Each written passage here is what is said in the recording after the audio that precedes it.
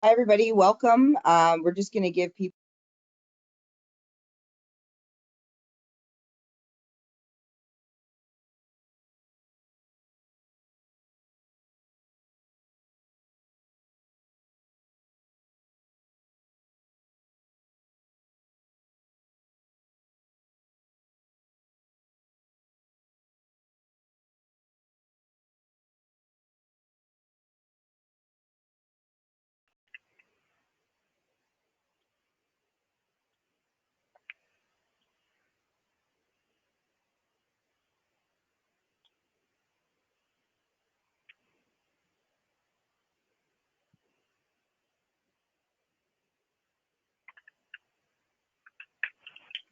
Hi, everyone. We'll just give people a couple more minutes just in case they're running a little bit behind, but welcome.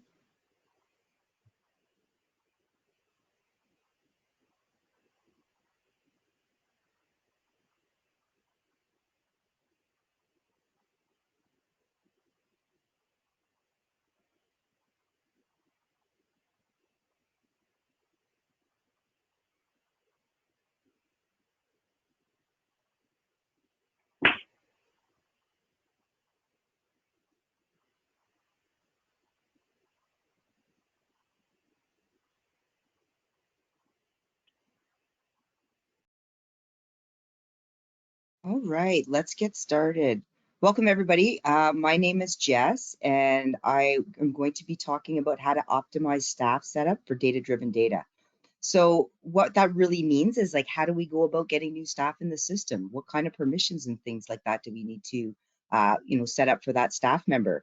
So as we go through these different processes, you do have the ability to ask questions. So you'll notice down on the little panel, there's a place for you to ask questions. By all means, if you have questions at any time during the session, please log those in and my colleague Alec will be there to answer them. If we do notice that we're getting a lot of the same types of questions, Alec is going to pop that out for me so that we can dive into it in a little more detail. Okay, we will have a question and answer period towards the end as well. So let's get started. So Alec, if you could just go through the deck for me, we'll talk about the agenda. So this is us. I'm Jess. That was in my much younger days, which is why I'm not going to change that picture. And this is my colleague Alec, and he's going to be assisting us today. So welcome, Alec. Good morning, everyone. So the first thing we're going to talk about today is staff. So when we're setting up a new staff member, what does that involve? So we talk about the administration aspect, the subscription aspect, the permissions and alerts, all those things that go align with setting up a new staff member. Then we're going to talk about rates. So we're going to talk about the difference between cost rates for staff and billable rates, so that some people are always wondering how they can track actually how much cost a staff member is costing them for every hour of work that they do. Then we're going to talk a little bit about the work calendar and show you how we can accommodate staff holidays so that we know when we're using that staff member for future projects, when they're available and when they're not. And then we're going to talk a little bit more, and just let me adjust this a little bit.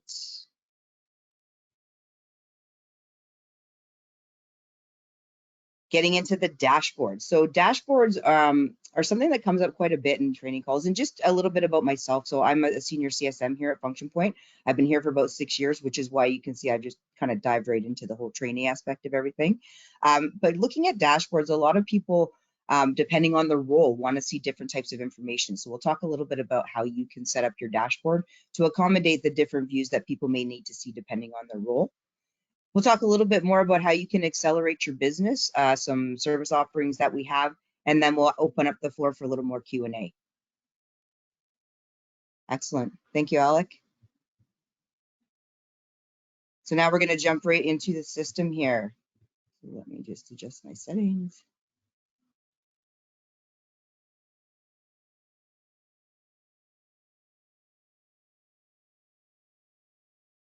Perfect. If there's anybody on the line that's not able to see my screen, just pop your hand up so we know that. Otherwise, I will get started. I guess the first thing I'd like to do is actually throw out a poll. So I'm going to activate this poll here. And I'm going to launch that. And I just kind of want to get an idea from everybody on the line. How familiar are you with setting up a new staff member? And maybe the familiarity is like, okay, I know how to get them in the system, but maybe you're not super familiar with adjusting those cost rates or things like that. Perfect. Thanks, everybody. Okay, excellent. Great. So we've got 33% are very familiar, 45% are somewhat familiar, and 23% not familiar. So based on those poll results, I'm just going to go through it from end to end kind of process. I think it'd be beneficial even for those of you who are really familiar with it, just to get a bit of a refresher. And again, if you've got any questions as we go through this, please feel free to chat them in the question slot. So when we first get a new staff member coming into our company, we want to make sure that the first place we go to set them up is underneath our own company. Now, we can generally see that in our view list because we probably navigate back to there quite often. Otherwise, we can just use what we refer to as the find routines to look for our system. So I'm using my demo system. So the company that I'm going to be looking for is Function Point. I'm going to type in Function Point. And once that little wheel of death stops circling, we'll see the pop up. Perfect. So I'm going to come down here and go to Find Companies.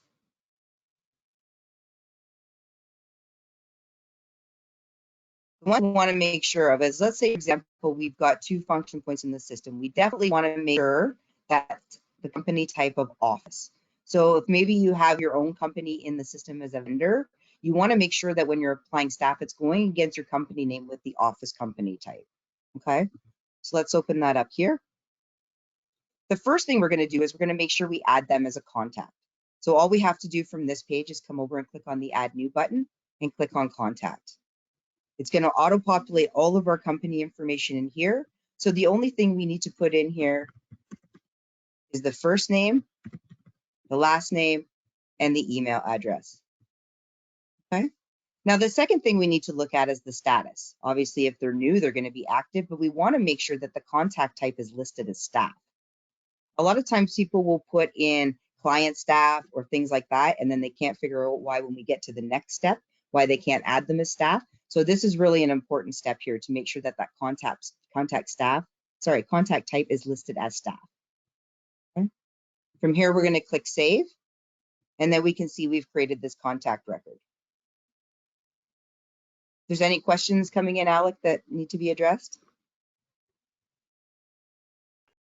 Things are looking good. No questions to bring up yet, but you're giving a lot of helpful details so far, so good stuff. Perfect.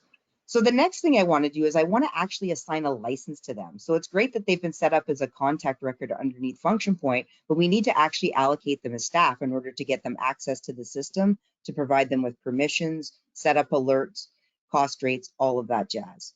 So the easiest way to do that is to come over here to the admin, and I will point out that you will need to have full admin permissions in order to do this. And if you just click on that admin panel, I don't know how many of you sit there and go scrolling. If you like that, great. I, however, do not. So I prefer to go and just click on that to get this full page open for me. And I'm going to come down under Rate and Staff Management, and I'm going to look for staff rates and permissions. When I open that up, I'm going to see all of the staff that I have allocated to me so far. If I hover over the New Staff button, I'll see how many licenses I have in total, which is that 50, and how many of that 50 are in use, which is 22. So that says to me, I'm still able to apply 23 new licenses to my system. Okay. So let's say, for an example, you come in here and your total is 50 and your in use is 50. You can easily, when you click on the New Staff button, it will automatically provide you with a page to update your subscription. And when you update your subscription, that license is only going to be prorated for the remainder of your contract. So let's say your contract's up for renewal in 3 months. You're only going to be charged for that license for the 3 months until your contract's renewed. Okay. I'm going to click on New Staff. And the convenient thing is it's already pulling in that new contact that I made and identified as a staff user. So you shouldn't have to populate anything into the name column. It's automatically going to provide a staff abbreviation. It's automatically going to populate a username and password. It's automatically going to dictate them as status. Now, the hire date, this auto-populates on the date we create that record. So let's say that they were hired a couple months ago and you wanted to really reflect that. By all means, you can adjust that date. And when people leave your organization, you're going to be coming in and setting the status to inactive and applying a termination date. These are not mandatory fields, so don't feel like you're obligated to track this information. It's just available for you if you want to do so. When we talk about the roles can be set up in the system to identify kind of certain team members that are all part of a larger team. So let's say, for example, Olivia is coming in and she's going to be a copywriter. We want to identify her as such. And the benefit of having roles assigned to staff is, let's say, for example, you have 4 different copywriters with different skill sets. When a job comes in from a customer and you start thinking about it from the tasking perspective, you're going to want to determine which individual you want to put on that job. Maybe you're not really sure 100% when you first start that. So what you can do is assign a certain service to the role of copywriter. And then when you move this job into production and start tasking, you can then determine which of the copywriters nestled under that role you want to actually assign the task to. Any questions on roles, anything like that, role setup?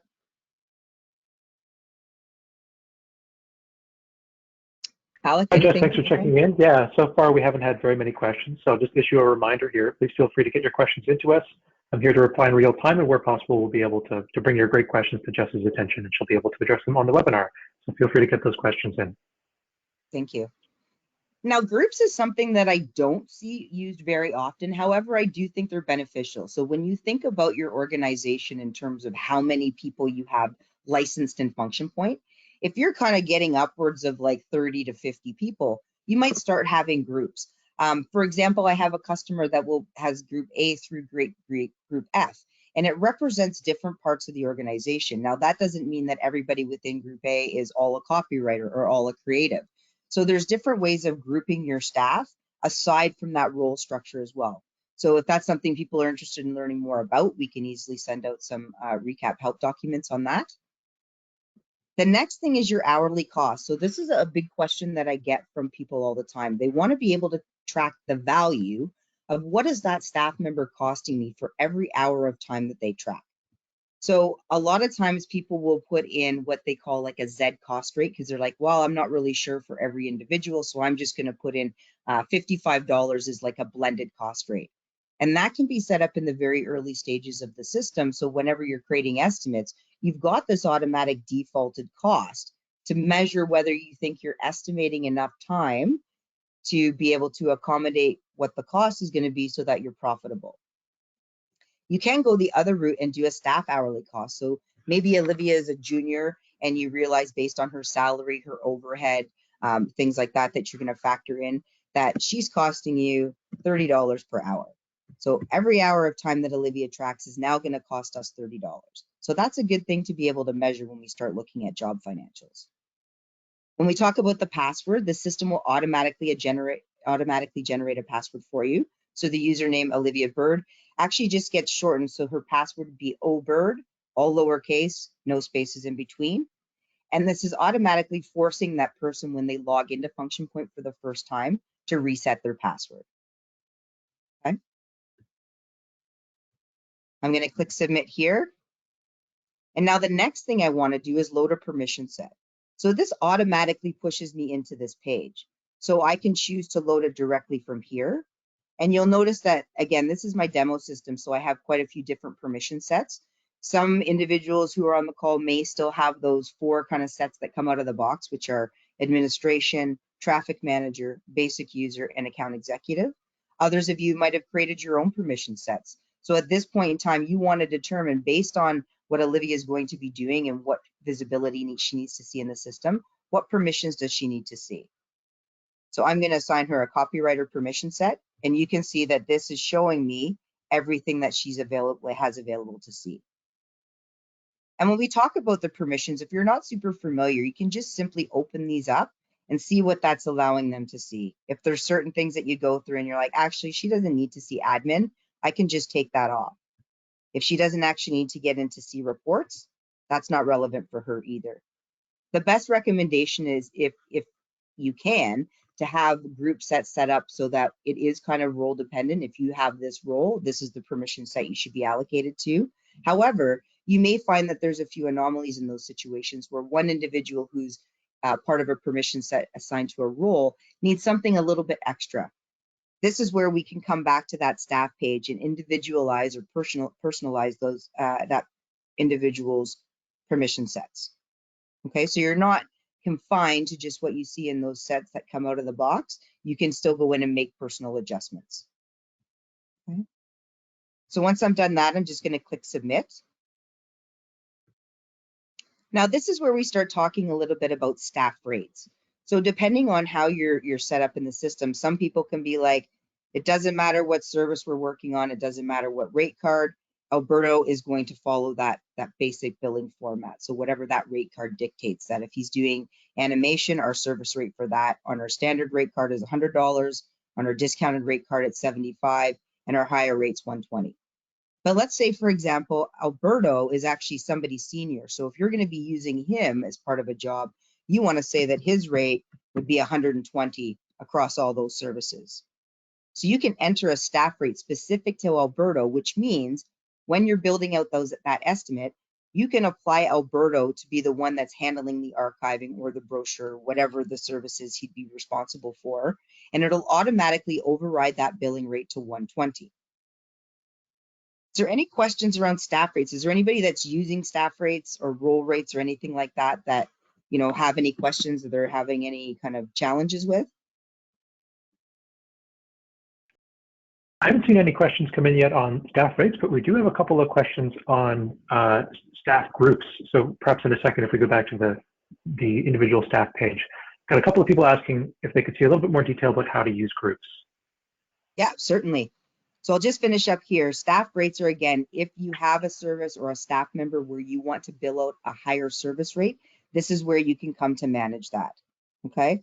If people are all kind of following the same format, you don't need to adjust the staff rates at all. And the advanced management allows us, let's say, for example, we upped Roberto's rates and we want to carry back the timesheets that he's logged so far because we actually implemented this change in January 1st, but we forgot to come in and actually update this. We can then backdate all of this till January. And so then we can scroll down, and when we click save, that'll backdate all of the timesheets Alberto has put in from January 1st to his new rate. Okay. So let me jump back to the staff page. So when you start seeing the groups, so you can see when these ones are all saying agency studio, but within that agency studio work, we have an account exec, a creative team, creative director. One of the most frequent questions we get asked is like, well, I kind of do two things. Unfortunately, the system is not designed at this time to accommodate more than one role. So you do have to kind of pick the hat that you wear the most often, I would say, if we're going to be looking at using roles as a way of identifying who's going to be the recipient of a task. But again, you could break this out like, so maybe you have a video production part. So who are the individuals based on the role that would be part of that video production type of group? And then you could have like somebody that's just an agent studio kind of group. Or maybe you have a creative group bucket that would also include a web developer and an account executive. So it's really just depending on how your organization's set up. If you almost have like different pods of people that work on different job types, that's maybe when groups would be beneficial to you. If there's certain people that, just are focused on direct lines of business, or even if you have people just logging into the system to do things like prospecting and CRM management, you could have them as like a, account executive group or something like that, or prospecting group. Does that answer the question around groups? And if we did want more information, anything that I'm discussing with you can always be found in our help documentation. So if I put in here staff groups, where's that going to direct us to in the help documentation? Let's just pop in here. And if it doesn't take us directly to here, the first thing I'm going to go and look at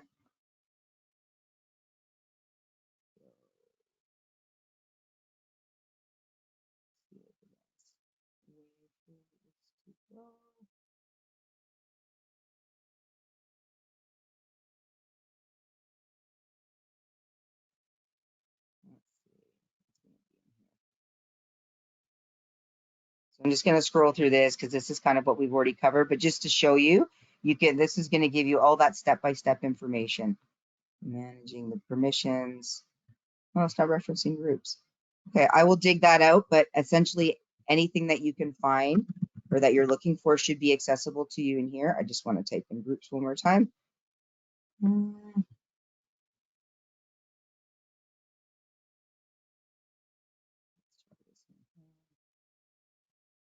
Okay, I don't want to spend too much time on that, but I will provide the documentation to you guys around service groups, but also to note that this is where you can find all of our help documentation. And while I'm here, I'll also point out this submit an idea.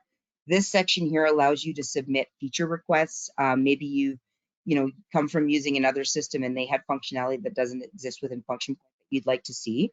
By all means, please come in and submit an idea. This is how our product team starts to gather the information of what clients need to see, and this is eventually what could develop our roadmap.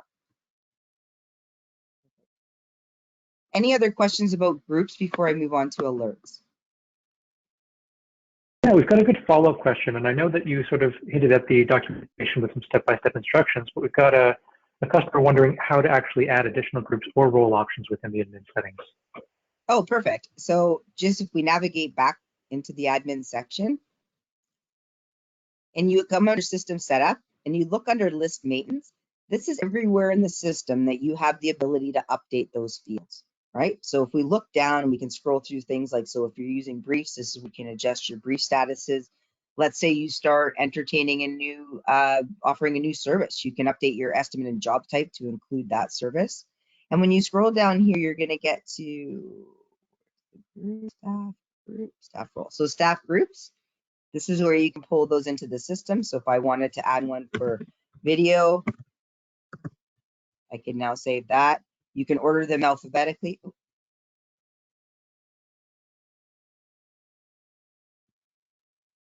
You can order them alphabetically on save. If you had a lot of them, you can drag and drop them into the what you think would be like the most useful. And then we have also our roles. This is where we can identify our roles.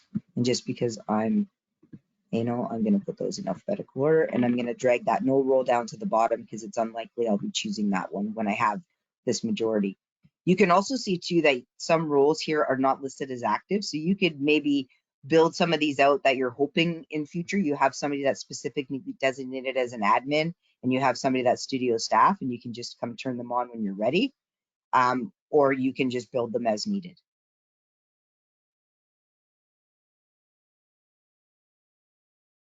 Any follow-up questions on that? Again, list maintenance, it's not a bad thing to go and just look at and determine like if there's anything in here that you're not using and maybe you have any questions on that. And if you know who your CSM is, obviously reach out directly to them. If you don't, you can go to our support and they will make sure to connect you with your CSM. Great. Yeah, no follow-up questions yet. I think we've addressed everyone else's questions for now. So yeah, great, Jess. Thank you. Okay, perfect. So the next thing I want to do is I'm going to come back to my contact and I want to set up their alerts. So similar to what we did from the permission set, if I go directly from the staff level, I can access their permissions. But if I come over here to their individual contact record, I can apply their alerts here. The secondary way of doing that is coming into the admin, scrolling down here and clicking on alert subscription sets. So this is again when we're looking at what are those default boxes. So I've identified Olivia's permission set as a copywriter, and I just so happen to have a secondary copywriter alert set. So my guess is when I click select, this is going to show me everything that she needs to be notified on. So as a copywriter, she's going to be using the proofing module, so she needs to be notified when proofs are being sent to her. Obviously, any of the groups can have different things highlighted, like you might want notifications on things like tasks, task comments, jobs, things of that nature. So once I've identified the alert list that she should be a part of, I just click submit and save. So now when Olivia logs into the system, her permissions are going to dictate what she sees in terms of the modules across the top. It's going to dictate when she looks at a job, what she can actually see from a financial perspective. So she's not likely going to be able to see things like costs or maybe even the actual dollar value or the estimated value.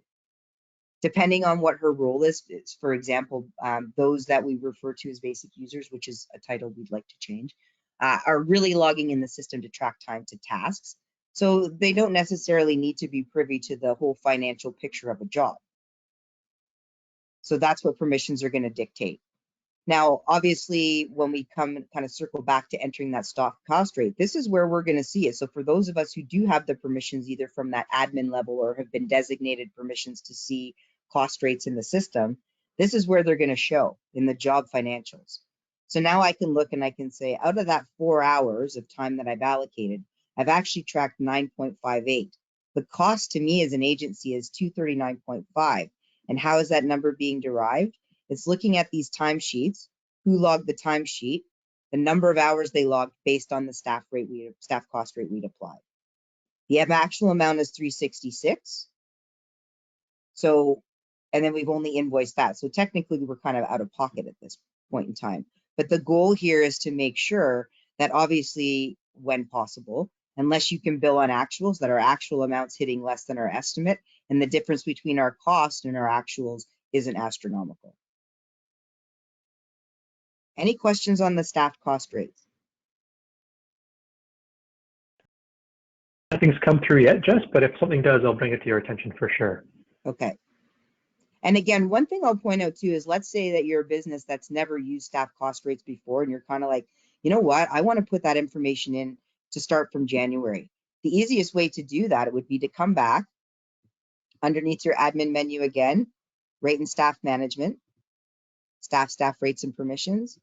And let's say now I wanted to adjust Alberto's rate. I can say, as of now, his staff cost rate is 40, and I'm going to update the timesheet cost, and I'm going to backdate that to January.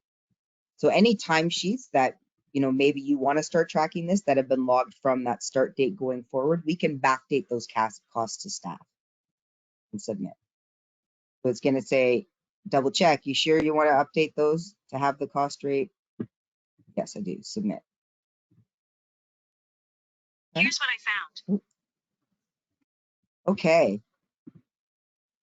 Any questions before we kind of move into how do you set somebody up in the work calendar to appear in the work planning view, and then anything dashboard related? Any other questions about anything we've covered so far? Yeah, Jess, you've talked about permissions a little bit, but we've got someone asking who can actually see the cost rate. Yeah, so great question. When you look at permissions and you look, we'll just look at the group for an easy reference.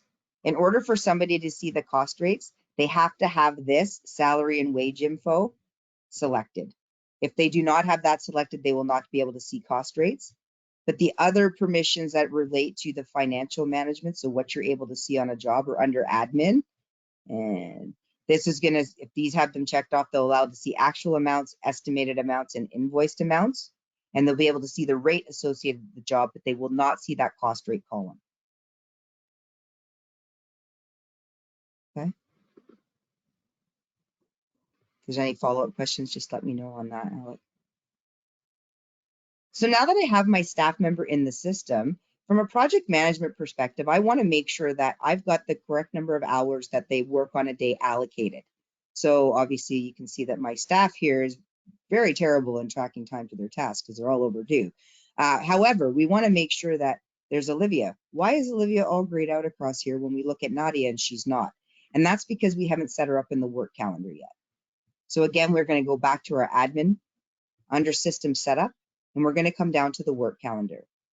Now, this is where you dictate how many hours people are working per day. So if the agency on a whole is working 8 hours a day, what this is feeding into is saying that when we look at the work planning view, they're working 8 hours a day. And that could be considered some billable time and some non-billable time. But we want to make sure that when we look back at the work planning view, that we recognize that where we're supposed to hit from the original number is 6 out of an 8-hour day. Some people choose to change the system so that people are only working a 7-hour day because they're not tracking for non-billable time. That's okay as well. Now, when it comes to staff individuals, I want to come in and say, okay, what hours should Olivia be working? Right now, I don't see anything up here. I can come back to the office hours. I can say carry hours to all office staff. Yes, I'm going to overwrite that. So now when I go back and look at Olivia, I can see that she's got 8 hours a day, but I can also start adding holidays. So Olivia is going to take a personal day on, let's make it March 17th because she's going to go drink green beer on St. Paddy's Day. So she's taking that day off. The one thing you want to make sure you don't do in here is put any hours. A lot of people make the mistake of saying, oh, she's away for 8 hours. But when you do that, it actually makes it look like she's available for 16 hours that day. So always make sure the value in here is 0. And there's a little help pop-up that'll tell you. So if we add that holiday into the system and we go back and look at the work planning view and we look at Olivia, we can now see that she's set up so that the only day she's grayed out is for St. Patrick's Day. When you're looking at these numbers again, the legend down here is kind of telling you your goal is to probably get people about 6 hours of estimated work a day, with the understanding that that full 8 hours is representative of a couple hours of unbillable work, whether it be internal meetings, lunch breaks, that type of thing. This is totally up to your discretion how you kind of, utilize this, but that's kind of the intended functionality. Any questions on the work planning view, how you set your staff up to appear in here? Hey, Jess, I think I'll give everyone a time here to come up with some questions on the work planning view, but I got a great question on staff cost rates. I'd like to sort of go back to that for a second if we can. Sure. I had a great question from someone asking if we've backdated a rate, would we only do that if the client that this staff member is working on hasn't been billed for that time yet? So that's a great question, actually. So it doesn't necessarily matter if they've been billed for that time, because it's not really going to impact your invoice. It's really just that financial reporting that you're going to pull from seeing that cost rate. It shouldn't, from my understanding, make a difference if that timesheet's been billed or not. It should still update that. So when you go back and run a timesheet data report or even a fine timesheet, you'll be able to pull in the cost rate here. If you just pulled that over, have the billing rate, and I'll pull the billing rate in there too so you can see the difference. Save my columns. So now I'll be able to see my cost rate. I can see like cost rates posted. Yeah. So it shouldn't matter. It'll backdate them regardless of whether the timesheets have been posted, but it shouldn't impact your invoicing. Unless, of course, you're looking at that cost amount to say, well, if you have an opportunity to bill the client more at the invoicing level for what the original billable value was, and you want to factor in that cost rate, then obviously that won't work. Like, you can still backdate the cost, but if you've already issued the invoice, that scenario won't work. Does that answer your question?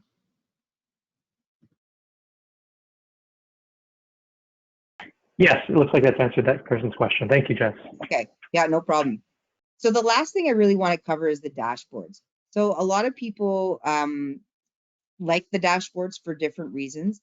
I do recommend that if you have somebody who is like, look at this one for designer here, we give them a bigger panel for tasks and to do. So I'm just going to show you what I would do to customize this dashboard. So I'm going to go down to the designer. Now, depending on what tools you're utilizing in the system, and hopefully you're using all of them, I want to choose a layout that's going to allow me a few things. So based on the layout you choose, it's going to dictate what you can pull in from the tile content. So the first thing I want to do is I want to put in my timesheets. I need to have an easy way of just going in there, tracking time to the task that I've been assigned. And now I also want to see any pinned notes. So any notes that somebody might have pinned to me in the system, I want to be able to see those quite easily on the dashboard. And then the last thing I want to pick is my tasks and to-dos. And keeping in mind, this is somebody who's primarily in the system for tracking time to a task. If I'm going to adjust this here, I'm going to be able to see a list of all the tasks. Oh, let me just change the status here. If I'm somebody who's just tracking time to a task, it's nice to have this elongated panel. So I'm able to see what the task ID number is, the task title, who's the company it's associated with, what's the job, who's assigned it to me, what's the start date, what's the end date, how much time have I been allocated, how much time have I already tracked, what's my variation percentage. And then the easiest thing for me to do is just to move this from assigned to in progress. When I click on this little time clock, it's auto-populating everything for me in that job, service, and task information. Maybe I did this work yesterday, so I'm just going to backdate my timesheet. I'm going to enter in the amount of time, put in a description if you're entering descriptions, and submit. So it's a nicer panel for them to look at. And then also pin notes, if you're using pin notes of a way of communicating on things happening within a job, this gives them a nice kind of panel. This timesheet window is just in here so that when we click on this pop-up, it has somewhere to go. but you can also open up a timesheet window if you're somebody who prefers to use a stop clock. So people will probably know from that other dashboard, if I go back to the classic just to show you the difference, that if you click on this start clock, it just starts running here, but if you navigate anywhere else in function point, it'll shut it down. But by clicking on this timesheet window, it'll pop open into a separate window for you. Kind of not really having anything to do with staff, but I thought I would just point that out while we're here. Any questions on the dashboard setup? Again, when you come in to customize the dashboard, there's already some pre-existing layouts. You can check out the templates that you have, like something like BI visuals. If I save and close this, when we take a look at that dashboard, gives us different things to look at. We can use the little gears here to say, maybe I only want to see certain tasks that are assigned to me and how close to budget I am from percentage-wise.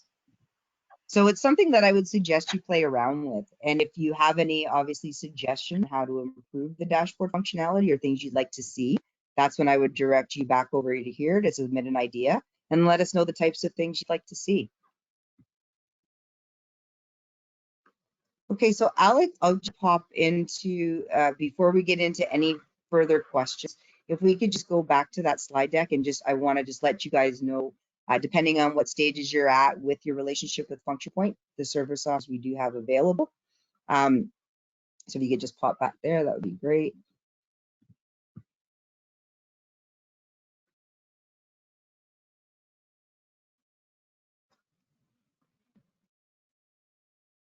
Perfect. So as we can see here, we've kind of broken it out in terms of what we call signature services. So a lot of customers come to me and they're like, hey, Jess, you know, we've been with you for a couple of years. We're not really sure that the services we have in this system are really reflective of what we're doing. Our business has kind of changed and we really need some assistance. So we offer different types of packages. So FP consultation, a lot of customers will come to us and buy a block of hours and they'll say, hey, can you just help us rejig our setup and things like that? And so those consultation hours can be used towards that, as well as things like ongoing training. So maybe you have an influx of new hires and you're like, we don't have time to train them internally. Most of them are account executives. Could you run them through how to create estimates and turn those estimates into jobs? So that's what a lot of people look for in that consultation bucket. Customers that have been with us for a few years have come to us asking us to do a review and audit of their system. They want to see what functionality they're using on a regular basis as opposed to what they're not, and then identify how they could be making improvements on their current processes to utilize more of the existing functionality. I mean, let's face it, you guys are paying for a system that has all this functionality in it. So if you're not using it, let's identify why. We want to, you know, where possible, assist customers in not having to use products outside of Function Point. The next thing we have is like a refresh training package. Kind of goes part and parcel with the other two. It's, again, maybe you've got a bunch of team members that have started going rogue and they're starting to enter their information differently. Then you might want to do a refresh package with them and just be like, okay, let's go back to basics. This is how we need the information to be entered, because when it's not, we don't get the level of reporting that we need. The data is inaccurate. It's hard for me to kind of distinguish, you know, really what's happening in the business. Okay. And then we do offer on-site services. This is generally more geared towards new customers who would prefer to have the training done on-site. But I am currently going on-site with a customer who's been a customer of ours for 1.5 years. They've done things a bit differently over the last few months and had some new staff.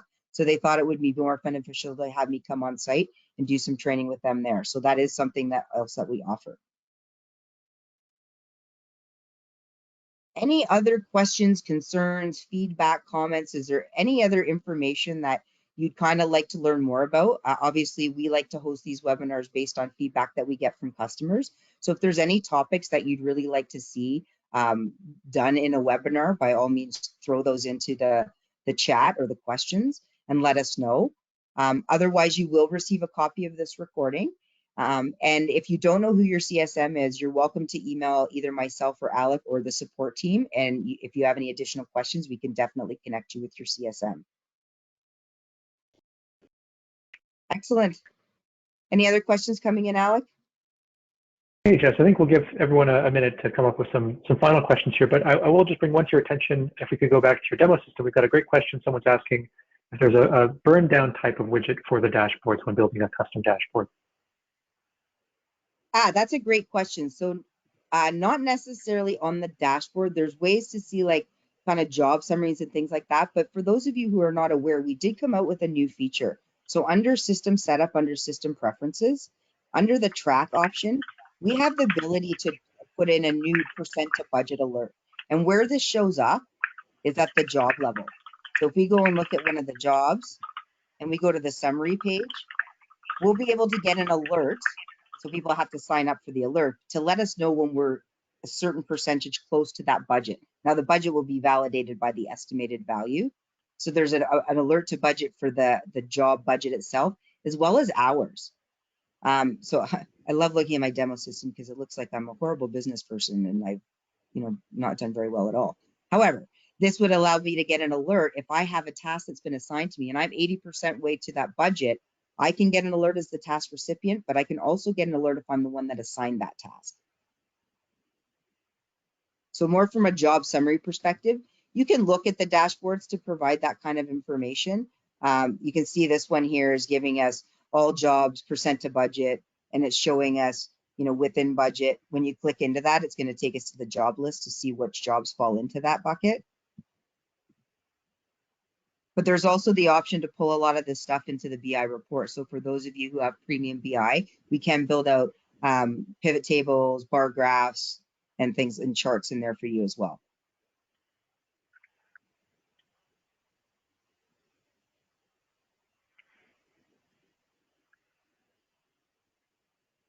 Any other questions? A couple quick ones that have trickled in that I've been able to answer on the fly, but nothing yet to bring to your attention. So feel free to get any last questions in, everyone.